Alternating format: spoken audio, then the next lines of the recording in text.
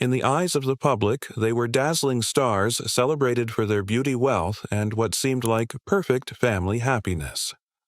But behind those glittering lights, many carried painful secrets, children born with deformities, illnesses, or disabilities. Some sold off their entire fortunes to pay for treatments, giving up the spotlight to fulfill their duty as parents. Some sank into deep depression out of helplessness.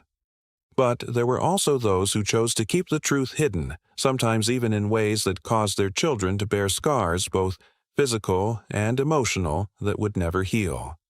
So, who were these stars of the Golden Age, and how much pain did they endure as they watched their children unable to live the ordinary lives that every child deserves? I think I had a weakness, and it was just that things started piling up on me. 1. Elvis Presley. Aged into a 60-year-old man at just 42 in 1943, amid the raging Second World War, Jean kept her promise to audiences and her country to visit soldiers at a New Jersey Army camp to boost morale. It was said she wore a classic blue dress that day, smiling, radiantly unaware that fate had set a trap. In the crowd, a female fan slipped past security to shake hands with her idol, even though she was sick with rubella. Just one sneeze, one faint cough, and the deadly virus silently entered the body of the actress, then 3 months pregnant. On the day of birth, Daria Jean's first daughter entered the world in chilling silence. Doctors at Lenox Hill Hospital sighed and handed down a verdict like an irreversible sentence. Daria had congenital rubella syndrome. She was completely deaf, her eyesight fading, her heart with a congenital defect, her brain development severely impaired. A child who would never run, never hear a lullaby, never recognize the face of the mother who had poured her soul into her.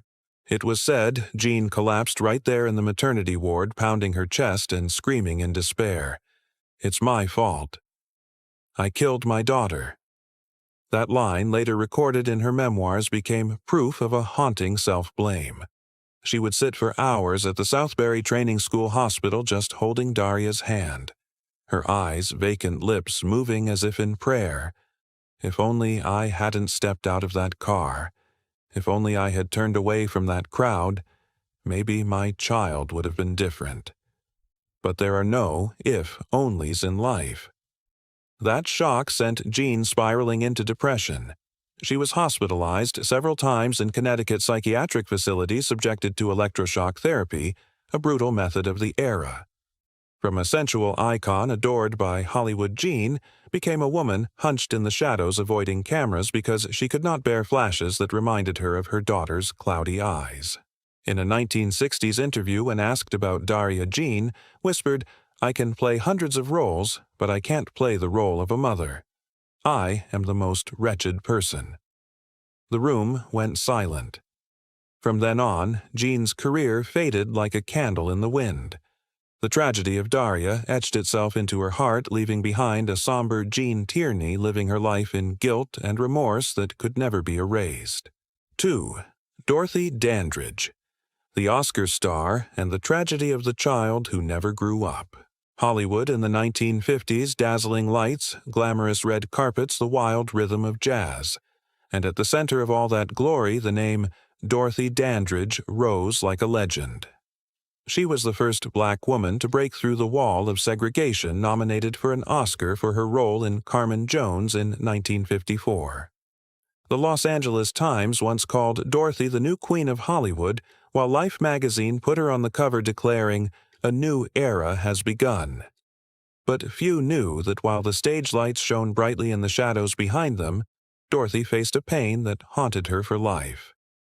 In 1943, Dorothy gave birth to her first daughter, Harolyn Suzanne.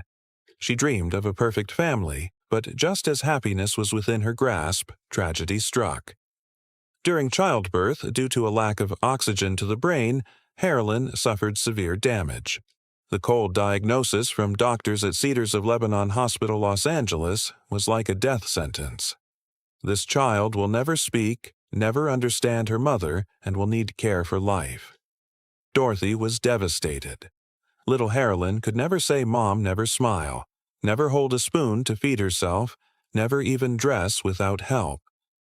From that moment, Dorothy embarked on an endless journey of fragile hope.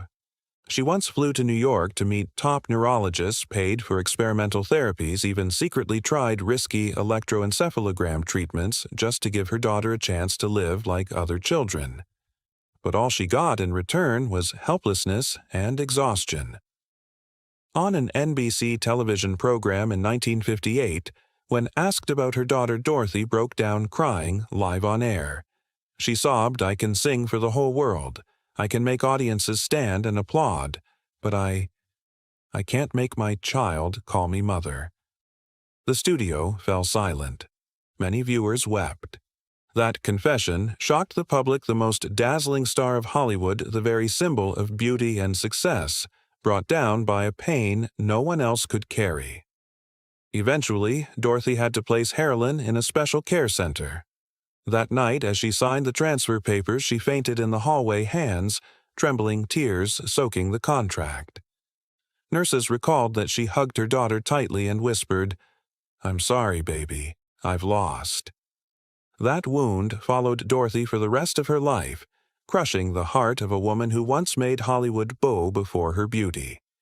And from that unhealed scar, Dorothy gradually fell into loneliness, turning to alcohol and tranquilizers, until her life ended in a small West Hollywood apartment in 1965 at just 42 years old. But Dorothy's tragedy was not the only one of that golden era. Just a few years later, Hollywood was shaken again by the heartbreaking story of star Gene Tierney, the muse of Laura. 3. Michael Jackson. The king of pop, disfigured by his obsession with becoming. 3. Loretta Young and Clark Gable. The secret love child that shattered a daughter's life. In the public eye, Loretta Young of the 1930s, 1940s embodied purity, the good girl Hollywood held up on a pedestal. With an angelic face and a lifestyle praised as exemplary virtue by the press, she became an icon of the era. But ironically, the woman celebrated worldwide carried a dark secret. Hollywood buried for decades her affair with Clark Gable, the king of Hollywood, from Gone with the Wind. In the summer of 1935, while filming Call of the Wild in the snowy mountains of Washington, amid tents and icy forests, Loretta and Gable succumbed to passion. Their secret affair soon had an undeniable consequence. Loretta was pregnant. In a judgmental society where one rumor in the Hollywood Reporter could end a career, the pregnancy was a bomb threatening to destroy her saintly image. In November 1935, Loretta quietly disappeared from the screen, with the press told she was resting for a lung illness. In truth, she had fled to Europe to hide her pregnancy, secretly giving birth to a baby girl, Judy Lewis. Returning to America, Loretta staged a cover story. Judy was an adopted child she had kindly taken in. Studios and the press all kept quiet who dared challenge the box office queen. Judy grew up in a Beverly Hills mansion, but the affection was as cold as ice. She wasn't cuddled like other children, only taught to walk, talk, and smile properly. Worst of all, Judy's distinctive ears, identical to Clark Gable's, became whispered gossip across sets. Many times she stood in front of the mirror, pulling her ears down in despair, crying, "Why am I so different?" Her childhood was filled with confusion, the sense of being an outsider. No one told her the truth, but that lie was more painful than any harsh confession. At 31, after marrying Judy, finally learned the truth from insiders. Clark Gable was her father. The revelation devastated her. In her 1994 memoir, Uncommon Knowledge, she wrote, "I cried for days until I was exhausted. I felt betrayed. Even my parents denied me. I was the child of shame, a name no one dared claim." That pain haunted Judy all her life. Though she later became a television actress and psychologist, she confessed that every time she saw Clark Gable on screen, her heart tore apart. Loretta Young, meanwhile, kept silent until her death. In a final 1991 ABC interview, she vaguely said, "Sometimes the truth is too dangerous to speak." That cryptic remark fueled outrage, with many accusing her of choosing career over motherhood. That tragedy showed that some stars would rather bury the truth in lies than let an illegitimate child tarnish their glow. But not all chose to run. Some faced their children's pain directly, though the outcome was no less tragic. And among them, the most haunting story belonged to Hollywood's golden couple. 4. Lloyd Nolan, the shocking truth about his autistic son. In the memory of audiences, Lloyd Nolan was the familiar face of detective films of the 1930s, 1940s. With his firm mustache, cold gaze, and stern voice, Variety once called him the icon of justice in Hollywood. On screen, Nolan was always the fearless hero. But off-screen, he was a fragile father carrying the most painful secret, his only son, Jay. Jay was different.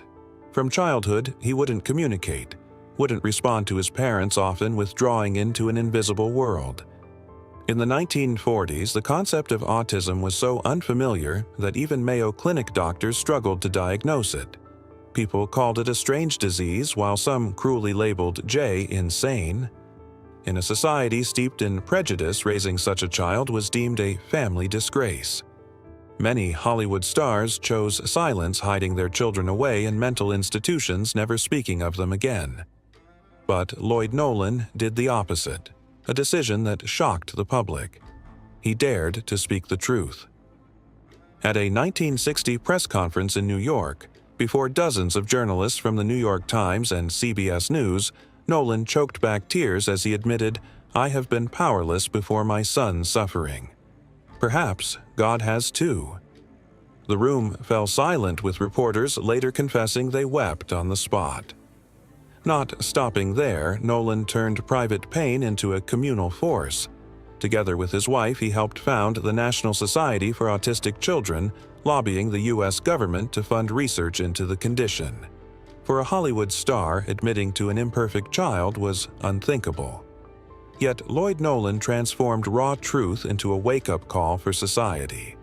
Thanks to him, America first heard the word autism in full, something long hidden behind family doors. 5. Clara Bow, the bitter legacy left to her two sons. In the silent film era, Clara Bow was a storm. She was called the It Girl, the embodiment of explosive sensuality in a Hollywood still bound by rigid standards. With just her sparkling eyes and enchanting smile, Clara could set a theater ablaze. Photoplay once praised Clara Bow as the heartbeat of the 1920s. But what audiences never saw was that behind the dazzling lights, Clara was a shattered soul carrying wounds that would never heal. Her childhood was a living hell. Born into poverty in Brooklyn, her mother suffered from severe mental illness, often convulsing and at times chasing her own daughter with a knife in the dead of night. Clara recalled, "I used to lock myself in my room, curled under the bed, terrified she would kill me." Worse still, Clara was a victim of abuse before she was even 10 years old. With no one to protect her, no one to believe her, she swallowed all that horror. Those scars etched into her being, following her even as she became a star. Behind the fiery smile on screen, Clara Bow was a woman plagued by panic attacks, chronic insomnia, and midnight screams from hallucinations. Doctors of the time only prescribed heavy sedatives, leaving her mind increasingly fragile. And when Clara became a mother, those ghosts seeped into the lives of her two sons with husband Rex Bell Tony and George. The boys grew up in a house heavy with tension, as if filled with smoke. Witnesses recalled days when Clara would joyfully hug and kiss her children, only minutes later, smashing mirrors, screaming, then locking herself in a room for hours.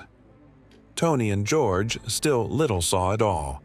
Years later, the Los Angeles Examiner published a piece that shocked the public. The ghosts of Clara Bow's mind did not just kill her youth, they weighed upon the childhoods of her two innocent boys. Relatives revealed that both Tony and George showed troubling signs: quick tempers, frequent withdrawal into silence, and long stretches of emotional turmoil. Once Tony reportedly cried to a friend, "My mother is a legend, but she is also the greatest fear of my life." That tragedy forced Clara Bow, once the goddess of the screen, to withdraw from Hollywood. She lived reclusively in a small Nevada house far from the flashbulbs, left only with trembling fits, guilt-filled memories, and endless torment that she had allowed darkness to consume her children's childhoods. When she died in 1965, old diaries were found in her drawer, pages scrawled with lines. "I'm sorry, my children. I couldn't save myself, and I couldn't save you." And painfully, she was not the only silent era star to cast such darkness upon her children. One of the three kings of silent film, Harold Lloyd, the man who once made the whole world laugh, carried a hidden anguish about his beloved daughter. 6. Paul Newman and Joanne Woodward, screen legends and the shattering loss of a son to the white poison. Paul Newman, the man with ocean blue eyes, was once the American dream for millions of women worldwide. Joanne Woodward, the talented gentle star, won an Oscar in her very first leading role. Together, they were Hollywood's golden couple, their love enduring over half a century while countless other romances crumbled. The New York Times once wrote, "If there is any definition of happiness in Hollywood, it is Paul Newman and Joanne Woodward." Yet behind that perfect facade they carried a bleeding wound that never healed the tragedy of their eldest son, Scott Newman. Scott was born in 1950 before Paul Newman reached stardom. One would think he'd grow up wrapped in love, but in reality, Scott lived under the crushing shadow of his father's legend. From childhood, he struggled in school, suspected of dyslexia. Letters on the page were meaningless shapes to him, leaving him in tears at his desk. As he grew, Scott felt like a failure in being his father's pride. While Paul Newman shone in films like Cool Hand Luke and Butch Cassidy and The Sundance Kid, Scott sank deeper into loneliness. It was said that once he sat alone in a Beverly Hills bar sighing, "Everyone knows my father is Paul Newman, but no one knows who I am." That shame drove him to alcohol, then to deadlier white poisons. What began as an escape became an addiction spiral. In November 1978, tragedy struck. Scott Newman was found dead in his small Los Angeles apartment at just 28. The coroner revealed he had overdosed on a lethal mix of drugs and alcohol. The Los Angeles Times ran the story on its front page, shaking Hollywood. Paul Newman, who had played countless unbroken men, broke for the first time.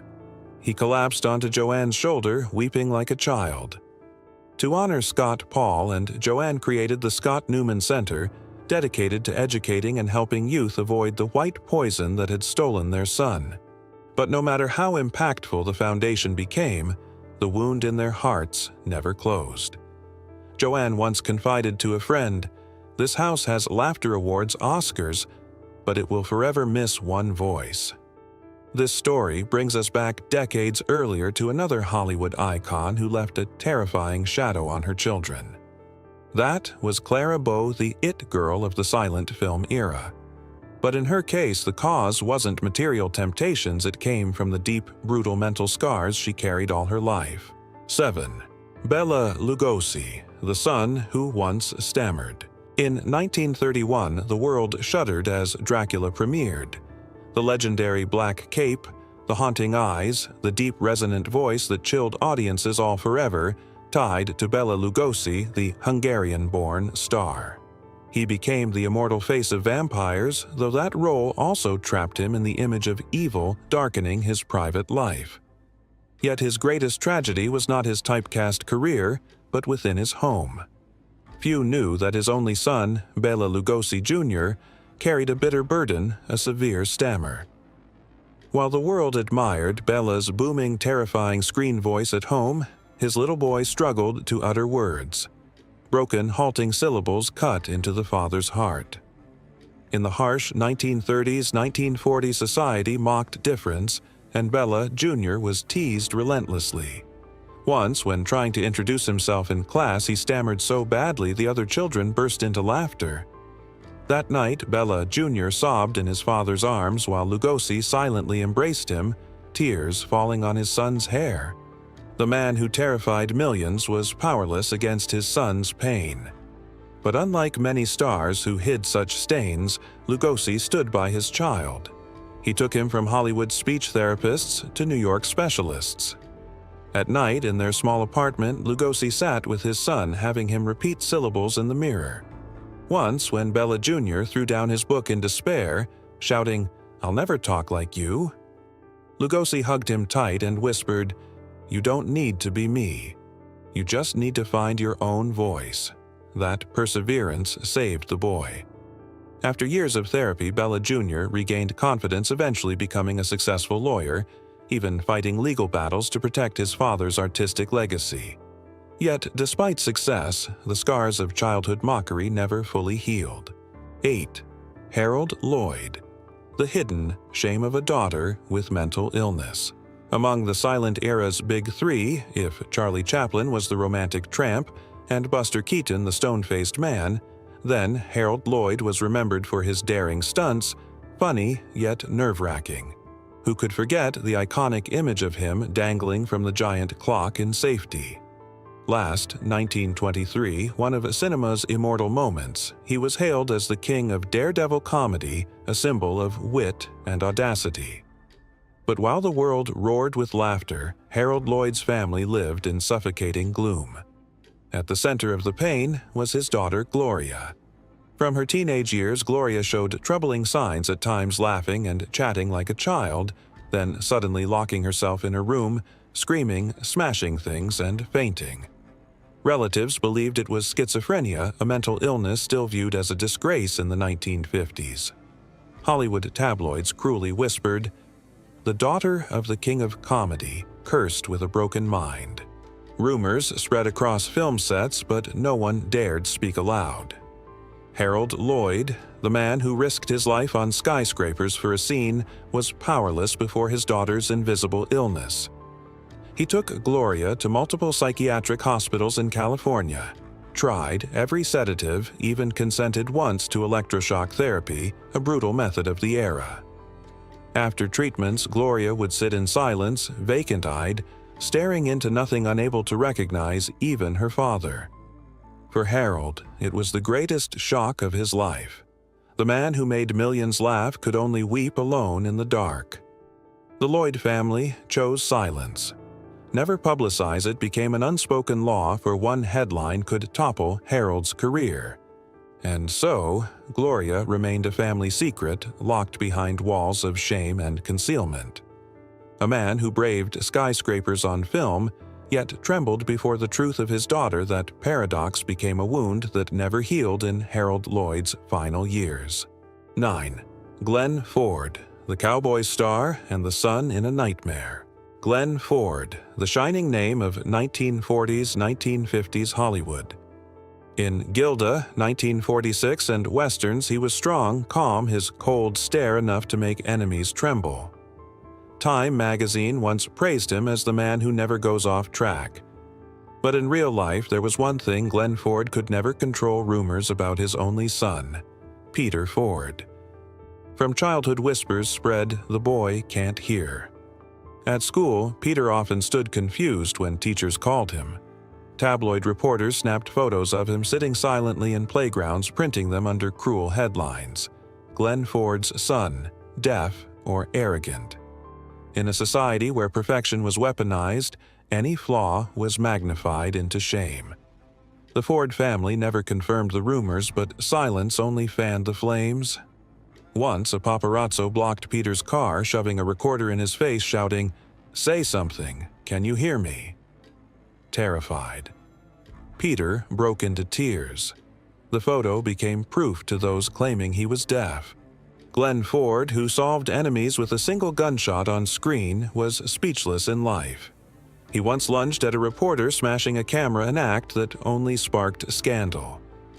Los Angeles Examiner headlined, "Glenn Ford Goes Mad Over Disabled Son." A brutal blow to his hard-won image. Peter grew up suffocated, feeling like a specimen under glass. He later admitted, "I never knew if I truly had a disability. All I knew was that the whole world wanted me to."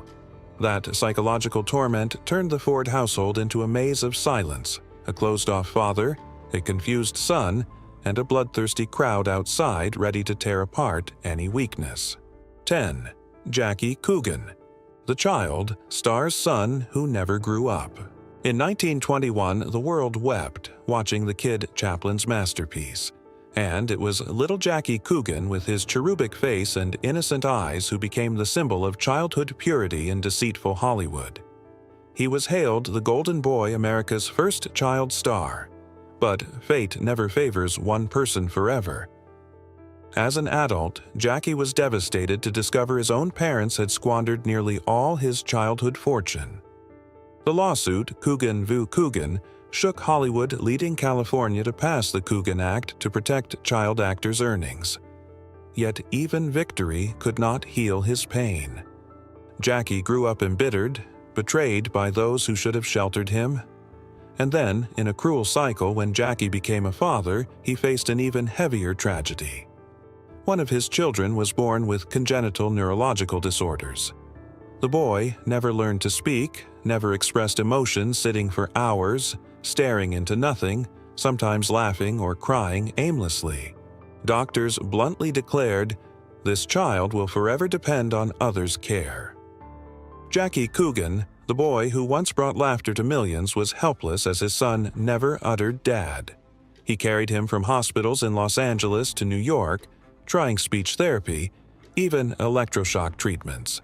But the result was only vacant eyes and lonely nights of tears. Once drunk among old Hollywood friends, Jackie wept. "They only remember me as Chaplin's boy. They don't know what I lost. I lost my childhood, my fortune. And now I've lost the voice of my own son." His tragedy was not just money stolen, but the agony named family the very place meant to be safe. The bright shadow of the Golden Boy only made the truth crueler. No fame could mend a shattered heart. 11. Charles Laughton and Elsa Lanchester, the power couple and their hidden child. 1930s, 1940s Hollywood admired one couple above all: Charles Laughton, the British Oscar winner for The Private Life of Henry VIII, 1933, and Elsa Lanchester, immortalized in Bride of Frankenstein, 1935. On the red carpet, they seemed perfect, talented, acclaimed, steadfast in a turbulent industry. The Los Angeles Times called them the artistic marriage model of the century. But behind those glamorous photos, they hid a suffocating secret. While the world wondered why they had no children, the truth was Charles and Elsa had quietly adopted a baby. Only a few close friends knew, sworn to silence. Joy lasted only briefly. The child was diagnosed with severe birth defects, spinal deformity, developmental delays, difficulty with movement and speech. In an era when Hollywood punished any imperfection, such a child was seen as a black mark that could destroy careers. It was said that one late night in 1936, Charles sat in the living room, a trembling glass of wine in hand, whispering to Elsa, "I can face millions of spectators, but I can't face this truth." "What are we to do?" Elsa cried silently on his shoulder. They placed the child in a special care facility outside Los Angeles. From then on, the name vanished from their lives as if the child had never existed. Throughout their careers, they never spoke a word. Yet those close to them noticed Elsa's fleeting sorrow whenever she saw children, and Charles often drunk, muttering, "I left part of my soul behind." Only decades later did film historians uncover the truth in Hollywood's hidden files. It remained an invisible scar on a couple once thought flawless, a reminder that behind glamour, there are tragedies never allowed to surface. And if Charles and Elsa's secret was buried in silence, the legendary Italian star Anna Magnani could never hide her pain. For her son, Luca suffered from polio from childhood, and this time it was no secret, only a harsh truth that followed her to the end of her life. 12. Anna Magnani, the Italian legend, and a life bound to her paralyzed son. Morning in Rome. When sunlight just slipped through the windows, Anna Magnani began the same daily battle, lifting her son Luca from the bed into an old wheelchair. The boy's eyes were bright, but his legs were withered limp, never obeying him. Curled toes, sudden spasms, all the cruel aftermath of the polio Luca had suffered since he was very young. Anna had endured every kind of pain on screen, characters betrayed, beaten, torn apart by war. But no role could prepare her for the true agony of real life when the doctor coldly said, "The boy will never walk." That sentence struck her heart like a death sentence. Magnani carried Luca everywhere. From shabby clinics in Italy to costly medical centers in Paris, even across the ocean to America, hoping modern medicine could work a miracle. But each time she walked out of a hospital, all she received were helpless shakes of the head. And so her money, her time, even her youth, all poured into the endless journey of trying to save her son. During Luca's years of physical therapy, Anna was always there. They said she would sometimes film all day at Cinecittà, then rush to the hospital sitting beside her son as he practiced tiny movements, bending a leg, stretching an arm, pushing a crutch. The boy cried out in pain, and she cried too, but never let him see. She bit her lip until it bled because if the mother collapsed, the son would have no anchor left. Behind every fierce role of Anna Magnani was a woman exhausted, yet still living on for her son. She took dozens of film roles not to glorify her career, but to earn money for medicine therapists and rehabilitation devices. "I act to feed Luca. The world thinks I live for art, but the truth is, I live for my son," she once confessed in an interview on Ray. When Magnani won the Oscar in 1955, the press praised her as the goddess of tragedy in Europe. But that very night when she left Hollywood for Rome, there was no celebration. She returned home quietly, bent down, and kissed Luca's hair as he sat motionless in his wheelchair. In Anna's tearful eyes, the golden statue meant nothing, for the only victory she longed for, to see her son take even a few steps, never came. Anna Magnani, the woman who made the whole world cry with every performance, was in the end just a powerless mother. A mother who spent her life watching her only child bound to a wheelchair, robbed of the right to live like other children. And it was that pain, that unhealed wound, which made her gaze the most haunting in cinema history, the gaze of a woman carrying within her a scar that nothing could mend. Behind the spotlight, even Hollywood legends were only human with pains they could never hide. Disabled children, illnesses, or family secrets left wounds that would never heal in their hearts. Some sacrificed everything, some chose silence. But in the end, these were all heartbreaking stories few ever knew. And what about you? What would you do if, at the height of fame, you had to face such family tragedy? Share your thoughts in the comments below. And don't forget to like, subscribe, and turn on notifications so you won't miss more shocking stories from behind the scenes.